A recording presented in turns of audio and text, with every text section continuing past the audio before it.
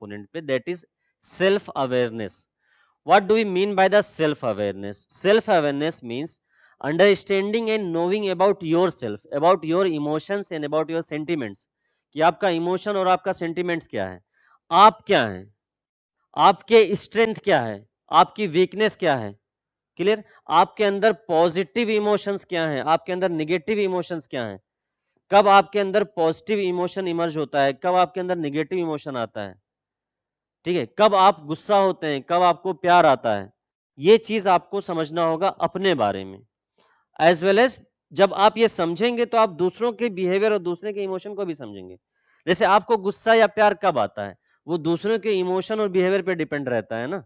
उसी चीज को आपको समझना है कि कब एक ऐसी सिचुएशन या कोई ऐसा इमोशन सामने वाला शो करता है जिससे आपको प्यार आता है, और कब कोई एक ऐसा इमोशन सामने वाला शो करता है जिससे आपको गुस्सा आ जाता है. तो जब आप सेल्फ अवेयर होंगे तो आप दूसरों के बारे में भी अवेयर हो जाएंगे. Clear. Now come to the second component, that is self control. Self control means कि once you know about your emotions, about your feelings, about your sentiments, then you should have the ability to control your emotions, to control your feelings. एक बहुत famous quotation है कि rule your feelings lest your feeling rule you. Lest your feeling rules you. मतलब अपने emotion पे आप rule करिए, कहीं ऐसा ना हो कि आपका इमोशन आप पे रूल करता है. ये बहुत यूपीएससी में इस टाइप के कोटेशन वाले क्वेश्चन भी अब बहुत आ रहे हैं. तो आई होप आपको समझ में आ रहा होगा ये सब. हाँ, आवाज तो आ रही है, अगर नहीं आएगी किसी को तो प्लीज लेट मी नो. ठीक है. ये क्या है, आप अपने फीलिंग को रूल करिए. रूल योर फीलिंग मतलब क्या होता है कि आप अपने फीलिंग्स को कंट्रोल करिए, आप अपने इमोशन को कंट्रोल करिए. कहीं ऐसा ना हो आप अपने इमोशन से ही कंट्रोल हो रहे हो, आप यही नहीं समझ पा रहे हैं कि आपको गुस्सा कब आ रहा है, आप गुस्से में हैं तो गुस्सा ही किए जा रहे हैं, भले ही आपका पूरा नुकसान हो जा रहा है. ठीक है. ऐसे एरिस्टोटल ने भी बोला था. एरिस्टोटल, आपको थिंकर्स भी सारे पढ़ने पड़ेंगे, I will also teach you about the thinkers. Aristotle ने बोला था कि it is very easy to get angry, but to get angry at right time in the right quantity at the right person is not a work for every person. It is very difficult.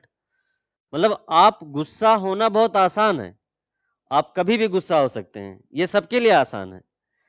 But सही time पर, right time पे, right person पे, right amount में, right reason पे गुस्सा करना बहुत मुश्किल होता है.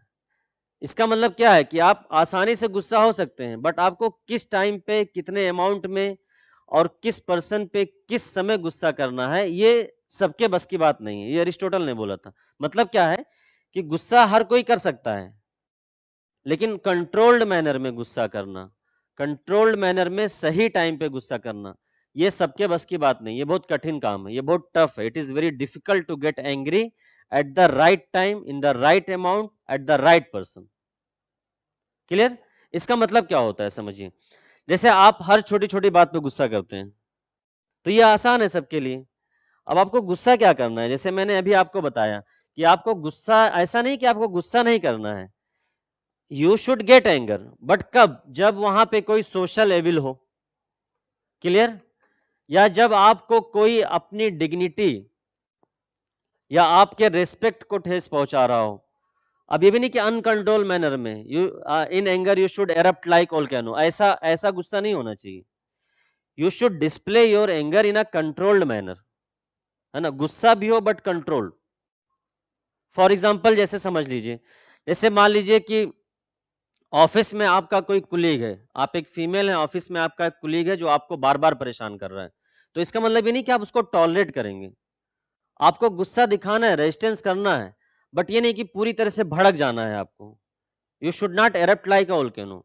आप उसको स्ट्रिक्ट वार्निंग दीजिए, गुस्से में बोलिए कि नहीं, this is not acceptable behaviour, this is not socially desirable and you should control it.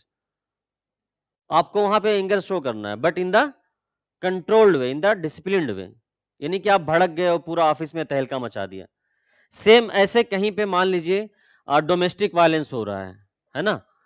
अब डोमेस्टिक वायलेंस हो रहा है तो इट डजंट मीन्स कि आपको गुस्सा ही नहीं आना चाहिए कि अरे सर ने तो बोला था कि गुस्सा ही नहीं करना है। सर ने बोला है गुस्सा करना है बेटा, बट गुस्सा जो है वो एक कंट्रोल्ड और डिसिप्लिन्ड वे में होना चाहिए। ये नहीं कि आप पूरी तरह से गुस्सा हो जाएं और अपने आप को ही भूल जाएं। यहाँ पे आपको you should be anger when there is any kind of domestic violence, but display your anger in controlled way. Clear? जैसे कहीं पे किसी का आपने सेक्सुअल हैरेसमेंट होते हुए देख लिया है कि कुछ लोग हैं किसी को सेक्सुअली हैरेस कर रहे हैं, वहां पे you should show your anger, but again in controlled वे। कहीं पे चाइल्ड लेबर हो रहा है तो वहां पे भी आपको गुस्सा करना है, but in controlled way. Clear? कहीं पे कोई डाउरी के लिए डिमांड कर रहा है तो वहां पे आपको गुस्सा होना है, इन कंट्रोल्ड वे। बट यहाँ पे कुछ लोग क्या है, इमोशनल इंटेलिजेंस पढ़ के भी 5 करोड़ का डाउरी ले लेते हैं।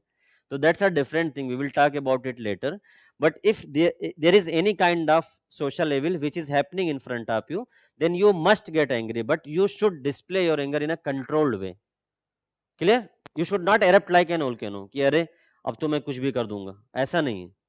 ठीक है? ऐसे कहीं पे जैसे मान लीजिए कोई अनटचेबिलिटी प्रैक्टिस कर रहा है आपके सामने, जैसे अभी एमपी में वो वाला केस हुआ है कि एक ट्राइबल के ऊपर there was anti social man who was urinating on a tribal person. So you should display your anger on such kind of anti social behaviour. आपको ऐसा नहीं कि उस पर भी गुस्सा नहीं आ रहा है, आपको आना चाहिए, but you should display your anger in controlled वे। ठीक है? मणिपुर में जो कुछ हो रहा है उस पर भी आपको गुस्सा आना चाहिए, बस ये नहीं कि आप भी जाके किसी का घर जला देंगे, है ना? हरियाणा में जो हो रहा है उस पर भी आपको गुस्सा आना चाहिए। Whatever is happening in the country or in the society which you think is anti-social or which is very dangerous for the society, for a country like India, you should show your anger, but again in the disciplined way or in the controlled way. Is that clear? Now come to the next.